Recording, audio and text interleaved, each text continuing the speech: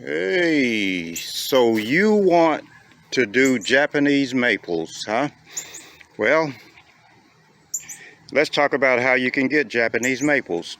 And I'll jump straight to it. You can buy Japanese maples in the store. You can buy catalogs pretty much any way you want to acquire the Japanese maples. But how deep is your pockets? Yes, pockets. Because these are expensive trees, or at least they could be. So what I'm saying to you now is, once you acquire several varieties of your Japanese maples, you can propagate them through cuttings and air layers. And right now I'm doing air layers, so I am going to show you some of what I'm doing. This is a Japanese maple, no name variety. Just a green maple, okay? And we're in August right now. I put this on probably 3.5 months to 4 months ago, and I was not in a great rush. Well, actually, yeah, about 3 months ago now, because this was one of the later trees that I started. At any rate, I wasn't in a rush to take this off, and I'm letting the roots fill up the peat or sphagnum moss that I've got in there pretty well. But here's the deal right here. That tree right there is probably 10, 11 feet tall altogether, okay? So this is a full tree that I've got roots established on. These are roots through here, okay? And what I'm gonna do with this tree is cut up a growing pot and wrap it around there and let it grow for another month or two, and then I'll remove this tree. No, I'm not afraid, I'm not scared or whatever, but I've got so much going on, I might as well let this grow, because this tree is going back into the ground. So that'll also give me a lot more root mass and a spread root mass to set this tree up in the ground. It'll be staked, and it'll probably be in this area here somewhere right next to the trunk, which I'll dig this trunk up in the spring, okay, late winter, spring. But just to show you, this tree right here, I just removed air layer on that yesterday, and I had an air layer right here that I removed, and I've got another there which has roots, and I'm going to put the cut down pot on that.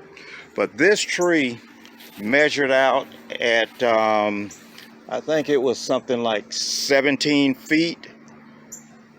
It was hanging out of the back of my truck when I brought it home coming down the interstate, and I was just praying that I would not be stopped by the cop. But that was a full air layer. Now I air layered this one with a black growing pot, like you see these pots on the ground, a larger pot that I cut and wrapped around there with soil. I didn't use sphagnum moss or peat moss. I just used dirt from the ground that I was standing on at the time. And the top of the pot was open, unlike the wrap that you see here. With the pot, you've got plenty of soil to hold the moisture, and rain and sprinkler, or as you're watering, the soil is going to remain moist. With this, the sphagnum moss would dry out unless you wrapped it with something. A lot of people will put aluminum foil over the top of it. They're afraid of moss or fungus growing in it, the green slimy moss. But that's not a problem for me. And I use whatever plastic is available. I recycle junk, okay? That ladder's recycled. My shoes used to be new, so not everything is recycled, and I'll stop there. These two are air layers that I just took off also. As a matter of fact, these two came out of the upper branches on that tree. So here are two other air layers that I took off, okay, the other day. And of course, they're always, this is a Chinese elm, okay? That's an air layer that I just took off of that stump, okay? And I've been growing that in the ground there. It's been there probably 4 years now, maybe 5. But I'll air layer pieces off of these to get some sumo type, shohin type cuttings or starters. And I've got air layers on this. Lots of roots here. I'll put a black grow pot on that because this is also a tall tree, and that's about 7 feet right there. And once I take it off, this will likely go into the ground for several seasons, and as it stabilizes and grows again, I'll be air layering the top out of it, okay? This stump right here is actually an air layer that I took off of this tree several years ago, okay, and planted it right here. And so I've got a nice thick trunk on that right now. But air layers will give you or yield you large trees. We'll just use the term immediately, okay, quickly. But air layers are the way you want to go in certain situations. Now, again, I'm working on this. This is an air layer that I just cut off, and this is, and I should have a picture attached to this standing up on the side of that house. The top of that wall there is just a little bit short of 5'6", because I stand about 2 inches or so above that wall, and I'm about right, it's 5'6", so that's just a little bit lower than 5'6", I should say. Okay, so I'm going to plant this tree in the hole over here. Okay, it's close to my elms or whatever, and I got trident maples right here. But I've got these maples, that maple and this maple right here. These were air layers that I took off in the 2020-2021 season, and I'm just letting them stabilize, grow, and get healthy, because some of these had lichen growing on it. The trees were a little bit malnourished and shaded, and so the lichen kind of likened my maples. So with a bit of fungicide, more feeding, a little bit more time in the ground, these will rebound. The lichen will disappear as I take some off by hand, and some will just die off with fungicide treatments. And I'll use lime sulfur and sulfur powder, you know, as well as other combinations of fungicide to knock that back. But anyway, before I plant this, as you see, I have seeds here. There's seeds right there. And what I did was go through this tree and remove the seeds. Not getting them all, because these seeds are grown on the tree sparsely. They're hit and miss here and there. But I have this plate of seeds, okay? And it's been a while for me pulling those off, but I've got 2 other air layers that I just cut and potted up. I haven't even watered them in yet. But I used my special soil for this. This is basically it's a bonsai soil, but this is what I use to just kind of grow the plants in, and it will break up the roots somewhat, but it's not, you know, top level bonsai soil. And here you can see there's still seeds on this tree. And once I get the other tree planted, get these stabilized in the places that I'm going to leave them for a while, I'm going to strip most of these leaves off. I say most because I don't need to take all of them off. I just need to reduce the leaf mass while the tree recovers, and that will reduce the shock in the tree and give it a better chance of survival. I mean, a lot of times I just pretty much I leave all of the leaves on there, especially if it's a smaller plant, like I showed you earlier in the pots on the ground.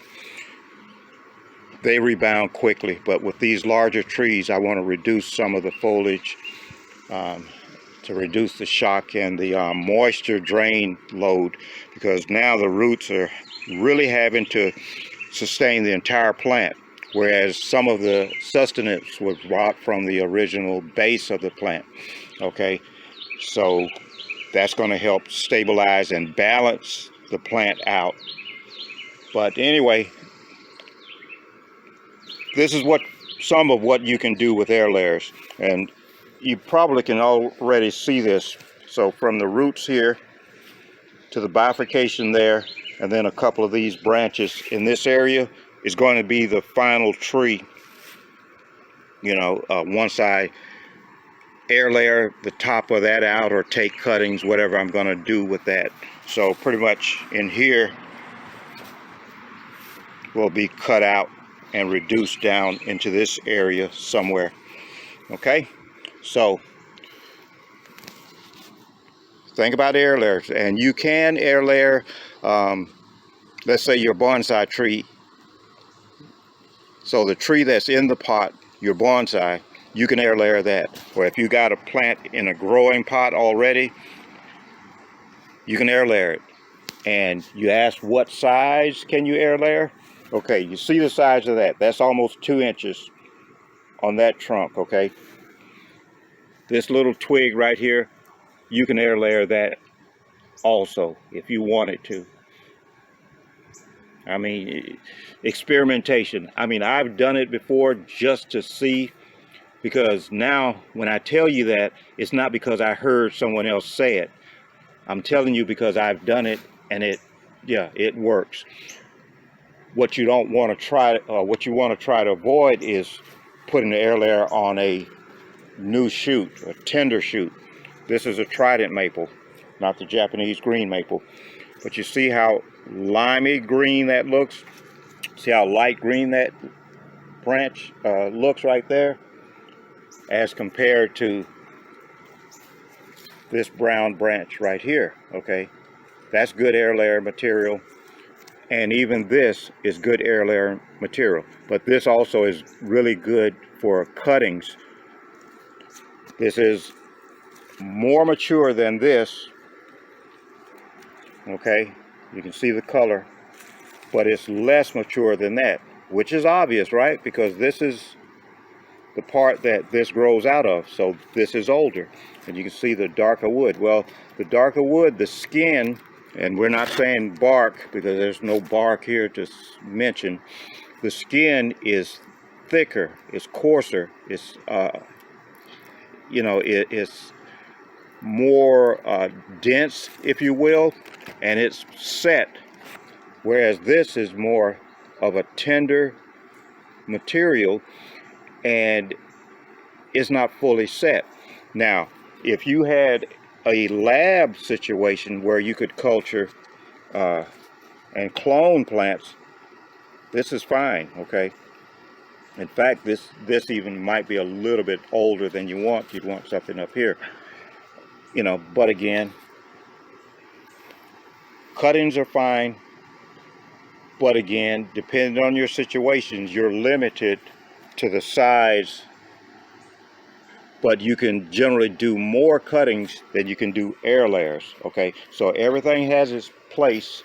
You just have to know what your needs are and what you're capable of doing, you know. And then of course you got to provide for whatever you're doing. If you take 1,000 cuttings, you got to water that stuff, keep it misted, moist. You got to have a place to put it, you know. There's little or no way you're going to do 1,000 air layers. So if you do 10 air layers, you got to make sure that the tree gets water to it. If you're using the open pot, you got to make sure water gets into it. You know, even sometimes if it's just a light rain or a sprinkle, that's not going to do anything for you.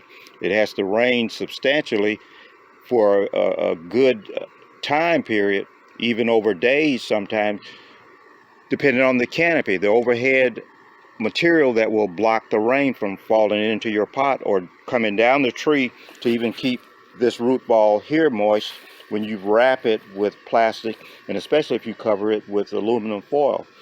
So when you water your plants, water the tree also that you have air layers on. Shoot the branch above it, you know, and some of the material above it, even shoot the bag, and some of that will run down and drain in between the trunk and your wrap, and that will help keep your plant moist. It will also bring in fresh air with the new water coming in, which will keep your plant from becoming stale and so much of the green slime that people worry about getting in there and growing, you know. So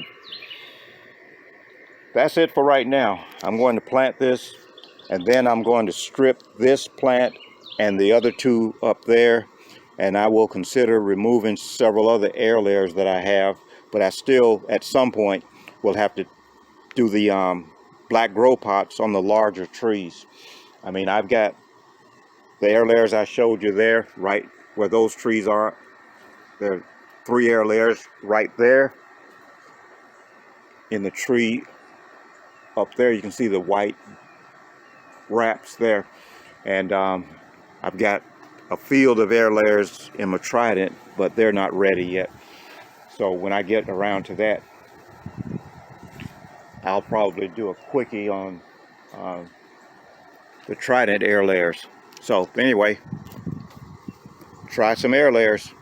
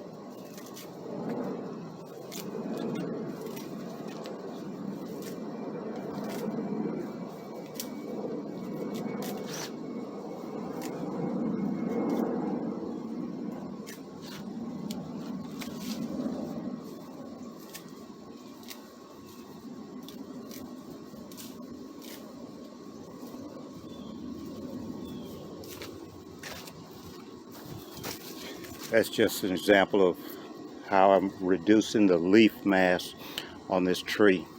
It is just a tree right now.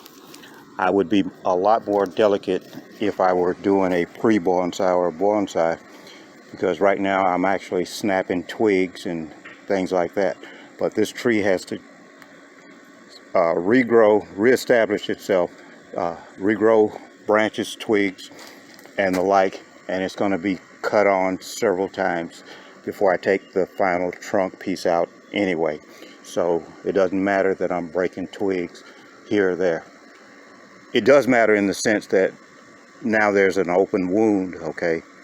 But I'm saying for the design of the tree, style of the tree, the way the tree looks, the overall health, it doesn't matter, okay? So again, this tree is going to be treated with fungicide anyway, and pesticide. And again, today is Saturday, and they're saying tonight or by tomorrow evening, Sunday evening, the rains should be in, and that sort of thing. So I'm not going to spray chemicals and just have it washed away for the most part. Yeah, the plant is susceptible during that time, but still, I'll wait because I don't know how soon the rain is going to come.